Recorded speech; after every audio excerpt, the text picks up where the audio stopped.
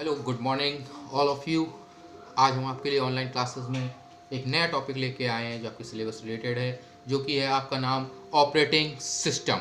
कौन सा टॉपिक है? Operating system. आज हम आपको बताएंगे कि ऑपरेटिंग सिस्टम क्या होता है, जिसको हम कहते हैं परिचालक प्रणाली। आज हम आपको बताएंगे ऑपरेटिंग सिस्टम के बारे में। तो यहाँ हम हेडिंग डालते हैं ऑपरेटिंग सिस्टम, जिसको हम क्या कहते हैं, अगर हम इसको हिंदी में बोलेंगे तो हम कहते हैं परिचालन प्रणाली, जो कहलाती है ऑपरेटिंग सिस्टम। प्रणाली, सिस्टम का मतलब होता है प्रणाली। तो ऑपरेटिंग सिस्टम क्या होता है, पहले थोड़ा सा इस विषय में चर्चा करते हैं। ऑपरेटिंग सिस्टम, आप जानते हैं ऑपरेट का मतलब क्या होता है? किसी चीज को ऑपरेट करना, संभालना। और सिस्टम कोई एक चीज, सिस्टम किसी भी सिस्टम को संभालने का तरीका, वो कहलाता है ऑपरेटिंग सिस्टम। लेकिन यहाँ हम कंप्यूटर पढ़ रहे हैं, तो हम कंप्यूटर भाषा में ऑपरेटिंग सिस्टम को क्या कहेंगे, इस विषय में हम थोड़ा सा आपके संग यहाँ पर पढ़ाई में डालेंगे कि ऑपरेटिंग सिस्टम सिस्टम सॉफ्टवेयर का ही एक प्रकार है। ठीक है, ऑपरेटिंग सिस्टम सिस्टम सॉफ्टवेयर का एक प्रकार है, जो कि हमारे इनपुट आउटपुट प्रोसेस सभी को मैनेज करता है। कैसे वो फाइलों का मैनेजमेंट करता है, कैसे वो मेमोरी का मैनेजमेंट करता है, कैसे वो किसी भी चीज़ की प्रोसेस करता है, कैसे यूज़र उसको निर्देश देता है, कैसे उस तक वो निर्देश पहुंचते हैं, कैसे उन निर्देशों का वो पालन करता है, कैसे कोई भी डाटा वो अपने में मेमोरी में स्टोर करता है, कैसे वो उस चीज़ तक प्रोसेस ले पाता है, फाइलों का मैनेजमेंट कैसे करता है, और हमारे इनपुट आउटपुट का मैनेजमेंट कैसे करता है। हर एक चीज़ का मैनेजमेंट वो हमारा ऑपरेटिंग सिस्टम करता है। जैसे कि हमारे शरीर को संचालित करने के लिए बहुत सी चीज़ें हमारे शरीर में इनबिल्ट है। जैसे कि आप लोग जानते हैं हमारे में किडनी है, फेफड़े हैं, लंग्स जिसको हम लोग कहते हैं, आँख दी है, नाक दी है, कान दी है, हाथ है, पैर है, सर है, मस्तिष्क है। क्यों ये सब चीज़ों की आवश्यकता है? क्योंकि इन सब चीज़ों से मिलकर क्या बना है हमारा शरीर। उसी प्रकार ऑपरेटिंग सिस्टम में बहुत सी चीज़ें मिलकर बनी हुई हैं। जैसे हमारे मेमोरी को बनाना, कैसे मेमोरी को उसको मैनेजमेंट करना है, उसको कैसे इनपुट आउटपुट का मैनेजमेंट करना है, कैसे फाइलों का मैनेजमेंट करना है, इन सब चीज़ों को यूज़र से द्वारा दिए गए निर्देशों को कैसे संभालना है, इन सब चीज़ों को संभालने के लिए ऑपरेटिंग सिस्टम का निर्माण किया गया। ऑपरेटिंग सिस्टम हमारे सभी कार्यों को बहुत ही आसानी पूर्वक हर प्रकार से सफल बनाता है। हमने बताया यह सिस्टम सॉफ्टवेयर का एक प्रकार भी हम इसको कह सकते हैं, जो कंप्यूटर प्रणाली के सफल संयोजन के लिए प्रयोग किया जाता है। यह हमारे हार्डवेयर और सॉफ्टवेयर के मध्य एक सामंजस्य भी बैठाता है, जिसके द्वारा वह निर्देशों का पालन करता है कि यूजर को कैसे निर्देश देता है, कैसे वो फॉलो करता है। यहाँ हम जैसे हम बात करते हैं कि ऑपरेटिंग सिस्टम हमारे यूजर्स के द्वारा जो भी इनपुट दिया जाता है, आउटपुट मिलता है,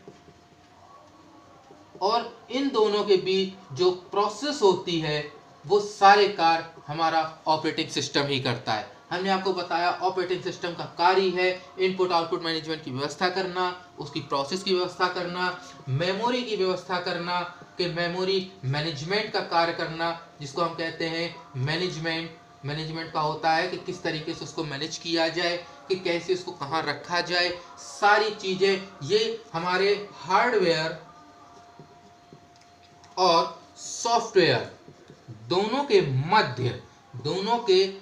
मध्य एक सामंजस्य का कार्य करता है, जिससे वो दोनों लोगों को मिला के अपने कार्य को सफल बनाता है। जब भी यूजर कोई भी कार्य करता है, इनपुट देता है, आउटपुट देता है, कुछ भी देता है, कोई प्रोसेस देता है, कोई डाटा की एंट्री कराता है, या कोई भी कार्य करता है, तो वो सब कार्य कैसे होने, कैसे सुनिश्चित किए जाएंगे, ये सारा कार्य ऑपरेटिंग सिस्टम ही देखता है। इन दोनों के बीच में सामंजस्य बैठाना ही एक इस प्रकार का कार्य है। और आप जो देखते हैं कि जो हमारी मेमोरी मैनेजमेंट होती है, स्टोरेज कहलाता है, वो स्टोरेज भी उसको देखना होता है कि कहाँ डाटा स्टोर करना है। ऑपरेटिंग सिस्टम का कार्य होता है जो हम डाटा दे रहे हैं, वो डाटा कहाँ पर स्टोर किया जाएगा। ऑपरेटिंग सिस्टम का यही कार्य है कि डाटा कहाँ स्टोर किया जाता है, कैसे हार्डवेयर और सॉफ्टवेयर के बीच में सामंजस्य का काम किया जा सकता है। ठीक है, कैसे इनपुट आउटपुट के बीच प्रोसेस की जा सकती है, कैसे हम इनपुट आउटपुट एक दूसरे से प्राप्त कर सकते हैं, कैसे मेमोरी मैनेजमेंट का कार्य कर सकते हैं, ये सारे कार्य जितने भी होते हैं ऑपरेटिंग सिस्टम के द्वारा ही किए जाते हैं। वैसे ही जैसे हमारा शरीर है, आंखें हैं देखने के लिए बनी हुई हैं, नाक है सांस लेने के लिए बनी है, कान है अपने सुनने के लिए बने, लेकिन ये सब शरीर में जुड़े हुए, सबका अपना अपना एक कार्य है। उसी प्रकार इसमें भी ऑपरेटिंग सिस्टम में अपने अपने सभी के कार्य हैं कि कैसे वो डाटा को स्टोर करेगा, कैसे हार्डवेयर सॉफ्टवेयर की सामंजस्य बैठाएगा, कैसे इनपुट आउटपुट की व्यवस्था करेगा, कैसे वो मेमोरी मैनेजमेंट करेगा, हर एक चीज सुनिश्चित करना। बहुत सारे डाटा को एक साथ उसको रिफर करना पड़ता है, कैसे वो स्टोर करेगा, क्योंकि एक समय में बहुत से कार्य होते हैं, एक समय में बहुत सी प्रोसेस होती हैं, बहुत सी मैनेजमेंट होते हैं, बहुत से मेमोरी को डाटा संग्रहित करना पड़ता है। हर एक को कार्य वो हार्डवेयर का हो चाहे सॉफ्टवेयर का हो, दोनों भी सामंजस्य बैठाकर कैसे उस कार्य को कराना है, ये सारा कार्य हमारा ऑपरेटिंग सिस्टम ही कराता है।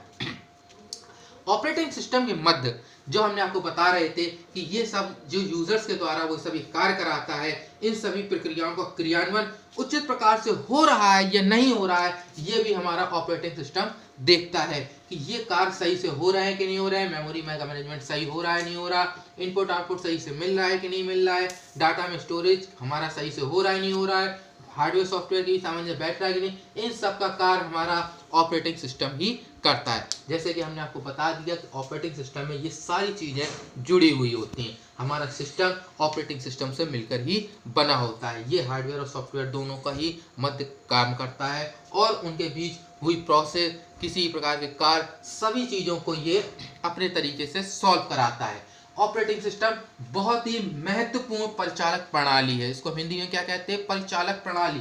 ये बहुत ही महत्वपूर्ण परिचालक प्रणाली है, ये हमारे सारे कार्यों को बहुत ही आसानी पूर्वक कराती है, चाहे वो मेमोरी का हो चाहे वो डाटा स्टोरेज का हो, इन दोनों के बीच सामंजस्य स्थापित करके और सभी के कार्य को बहुत अच्छी तरीके से स्टोर करना, कैसे डाटा स्टोर, सब चीजें हमारा ऑपरेटिंग सिस्टम ही कार्य कराता है। आपको बात समझ में आ गई होगी कैसे users, memory, hardware, data storage, data की इंफॉर्मेशन कलेक्शन, हमारा इनपुट आउटपुट मैनेजमेंट, सारे कार्य हमारे यही देखता है, ये हमारा कहलाता है ऑपरेटिंग सिस्टम। अब हम यहाँ पर जो बात करने वाले हैं वो हमारा टॉपिक है ऑपरेटिंग सिस्टम के कार्य, कि हमारे ऑपरेटिंग सिस्टम के कार्य क्या क्या है। आइए हम आपको बताते हैं कि ऑपरेटिंग सिस्टम के क्या कार्य हैं। ये तो हमने आपको ऑपरेटिंग सिस्टम बता दिया कि किस तरीके से ऑपरेटिंग सिस्टम वर्क करता है, कैसे हमारे कंप्यूटर में इन सब चीज़ों की आवश्यकता पड़ती है। अब हम आपको बताने वाले हैं मेन चीज, मेन टॉपिक अपना कि ऑपरेटिंग सिस्टम के क्या कार्य होते हैं। क्या है ऑपरेटिंग, OPERATING, ऑपरेटिंग सिस्टम के कार्य, मतलब कि इसको हम क्या कह सकते हैं, परिचालन प्रणाली के कार्य। इसमें सबसे पहले होता है प्रोसेस मैनेजमेंट। क्या होता है, प्रोसेस मैनेजमेंट। अब इस प्रोसेस मैनेजमेंट का क्या कार्य होता है? प्रोसेस मैनेजमेंट, ऑपरेटिंग सिस्टम में प्रोसेस मैनेजमेंट का बहुत जरूरी काम होता है कि कैसे हमारी प्रोसेस चल रही है उसको मैनेज कराना, कैसे ऑपरेटिंग सिस्टम इस प्रोसेस मैनेजमेंट का कार्य करता है। उसका कार्य होता है यह सुनिश्चित करना कि निर्देश जो क्रियान्वित किए गए हैं, जो निर्देश यूजर द्वारा दिए गए हैं, यूजर द्वारा जो निर्देश दिए जाते हैं, उनको क्रियान्वित कराना। क्या कराना? उनके निर्देशों को क्रियान्वित कराना। ये कार्य होता है प्रोसेस मैनेजमेंट का, कि यूजर द्वारा जो भी निर्देश दिए जाते हैं उनको क्रियान्वित कराना, कि यूजर ने आपको ये निर्देश दिया है, अब आप इस पर ये काम करें। जैसे कि हम उससे कोई प्रश्न करते हैं ऑपरेटिंग सिस्टम में, जैसे यूजर अपना कोई भी निर्देश देता है, वो निर्देश को क्रियान्वित कराने का काम कौन कराता है? Process management. ये ऑपरेटिंग सिस्टम का बहुत महत्वपूर्ण कार्य होता है कि ये प्रोसेस कैसे हो रही है, इसको मैनेज करना यूजर द्वारा दिए गए निर्देशों का। आप हमेशा याद रखना, इसकी जो हेडिंग है, हेडिंग से ही इसकी डेफिनेशन बनती है। हमेशा क्या है? प्रोसेस मैनेजमेंट, प्रोसेस को मैनेज करना। प्रोसेस का मतलब क्या होता है? किसी भी प्रक्रिया या निर्देश को क्रियान्वित, प्रोसेस का मतलब होता है क्रियान्वित कराना। तो हम इसको क्या है, किसी क्रिया को क्रियान्वित कराना, मतलब यूजर द्वारा जो निर्देश दिए जा रहे हैं उनको क्रियान्वित कराना। कैसे हम उनको क्रियान्वित कराएंगे, ये होता है प्रोसेस मैनेजमेंट का कार्य। हमेशा आपको समझ में आया होगा हमने क्या कहा, कि ये चीज हमेशा ध्यान रखिएगा कि प्रोसेस मैनेजमेंट क्या होता है। अपनी हेडिंग से ही आप इसके आंसर बनाएंगे, इसकी डेफिनेशन आप हेडिंग से ही रखेंगे कि यूजर द्वारा जो भी निर्देश क्रियान्वित दिए जाते हैं उनको क्रियान्वित कराना, कि कौन सा निर्देश कब कार्य करेगा वो चीज इसमें समझना। मतलब इसमें जो भी निर्देश दिए गए हैं वो कौन सा निर्देश कब कार्य करेगा, कब कार्य करेगा ये भी देखता है। मान लीजिए उसने एक टाइम में 2, 3, 4 कई निर्देश दे दिए, तो आप उसको ये भी देखना पड़ता है कि पहले जो निर्देश दिया है उसको फॉलो कराए, फिर उसके बाद तुरंत दूसरा कराए, फिर तुरंत तीसरा, फिर चौथा, लगातार वो एक के बाद एक कौन सा निर्देश कब कार्य कराना है, ये हमारा कार्य प्रोसेस मैनेजमेंट का रहता है। ठीक है, आपको बात समझ में आ गई होगी। अब हम आपको दूसरा बताते हैं कि प्रोसेस मैनेजमेंट के बाद कौन सा होता है। प्रोसेस मैनेजमेंट आप लोग समझ गए होंगे कि प्रोसेस हमने बताया, हेडिंग से हमेशा याद रखिएगा, क्योंकि हेडिंग ही आपकी सबसे बहुत इंपॉर्टेंट चीज है। हेडिंग अगर याद हो गई तो डेफिनेशन आपको 100% याद हो जाएगी। नंबर 2 आपका आता है मेमोरी मैनेजमेंट। क्या आता है? Memory management. अब मेमोरी का मतलब क्या होता है, सभी लोग जानते हैं, स्मृति, जिसको हम हिंदी में क्या कहते हैं? स्मृति। इसकी हिंदी थोड़ी सी टफ है लेकिन इंग्लिश बहुत आसान है। अब हम यहाँ बात जो कर रहे हैं मेमोरी मैनेजमेंट की, स्मृति प्रबंधन की, मतलब यूजर द्वारा जो भी इनपुट दिए जाते हैं, यूजर द्वारा जो भी इनपुट इनको दिए जाते हैं, वो इनपुट इनको माध्यम से दिए गए इसको पहुंचाना कि प्राइमरी मेमोरी तक कैसे पहुंचाया जाए। मतलब कि यूजर के द्वारा जो भी निर्देश दिए जाते हैं, यूजर के द्वारा जो भी निर्देश दिए जाते हैं, निर्देश काय में होते हैं? इनपुट में। आपको जो भी निर्देश दिए गए वो ये देखता है कि ये जो निर्देश इनपुट में दिए जा रहे हैं वो आउटपुट में जाकर प्राइमरी मेमोरी में मैनेज कराना, प्राइमरी मेमोरी में मैनेज कराना। यूजर द्वारा जो भी इनपुट दिए जा रहे हैं वो आउटपुट में प्राइमरी मेमोरी मैनेजमेंट में स्टोर हो रहे हैं या नहीं। मेमोरी का यही काम होता है, स्मृति, कि जो निर्देश दिए गए हैं उनको इनपुट में वो मेमोरी में, प्राइमरी मेमोरी में जा रहे हैं या नहीं, ये सब उचित स्थानों पर पहुंचाने का कार्य ये मेमोरी मैनेजमेंट करता है, जिससे कि जब ये मेमोरी में पहुंच जाए तो वहां से कभी अगर सर्च भी करना हो उसको तो वो आसानी से उधर से सर्च भी कर सके।